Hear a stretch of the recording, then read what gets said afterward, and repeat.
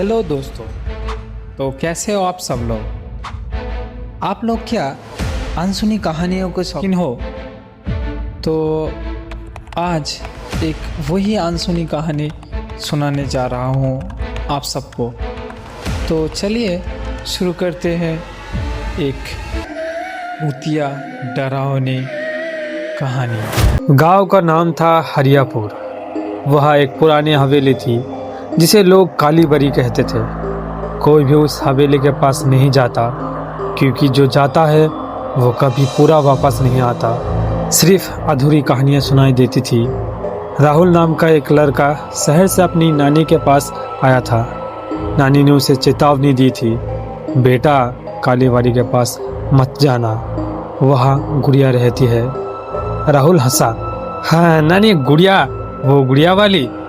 नानी का चेहरा सफ़ेद पड़ गया। नहीं बेटा, वो असली गुड़िया नहीं है, वो कोई और है। रात को राहुल को नींद नहीं आ रही थी। उसने मोबाइल पर टॉर्च जलाकर हवेली के तरफ देखा।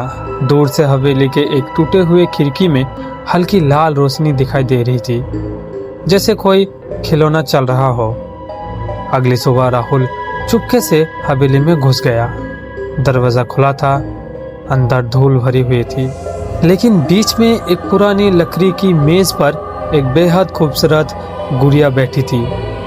गुड़िया लाल फ्रॉक पहने हुए थी। उसके बाल काले और घने थे, आंखें बड़ी बड़ी और नीली, होठों पर हल्की मुस्कान, इतनी सुंदर कि राहुल एकदम देखता रह गया। उसने हाथ बढ़ाया और गुड़िया को उठा लिया। तभी एक फुसफुसाहट आई, मुझे मत छूना। राहुल ने चारों तरफ देखा, कोई नहीं था। उसने सोचा शायद हवा होगी। वो गुड़िया को लेकर घर आ गया। रात को वो गुड़िया को अपने बिस्तर के पास रखकर सो गया। आधी रात को उसे लगा कोई उसके गाल पर हाथ फेर रहा है, नरम ठंडा हाथ। उसने आंखें खोली। गुड़िया बिस्तर पर उसके बगल में ही बैठी हुई थी। उसकी नीली आंखें अब पूरी तरह खुली थी और वो मुस्कुरा रही थी। खेलेंगे? गुड़िया ने मीठी आवाज में कहा। उसकी आवाज ठीक वैसी थी जैसे कोई छोटी बच्ची बोले। राहुल डर के मारे चीखने वाला था, लेकिन उसकी आवाज गले में ही अटक गई। गुड़िया ने अपना छोटा सा हाथ उसके मुंह पर रख दिया। चुप, अगर रोया तो मैं रूठ जाऊंगी। राहुल ने देखा कि गुड़िया की उंगलियां अब लंबी हो गई थी, नाखून काले और नुकीले। अगली सुबह नानी ने राहुल को उसके कमरे में नहीं पाया। सिर्फ बिस्तर पर वो लाल फ्रॉक वाली गुड़िया बैठी हुई थी। अब उसकी मुस्कान और चौड़ी हो चुकी थी। नानी रोते हुए गुड़िया को देख रही थी। गुड़िया ने धीरे से कहा, नानी अब मैं अकेले नहीं हूँ, राहुल मेरे साथ खेल रहा है अंदर। नानी ने देखा कि गुड़िया की पीठ पर एक छोटा सा चीरा था। उस चीरे से अंदर झांकने पर नानी को राहुल की आंखें दिखी।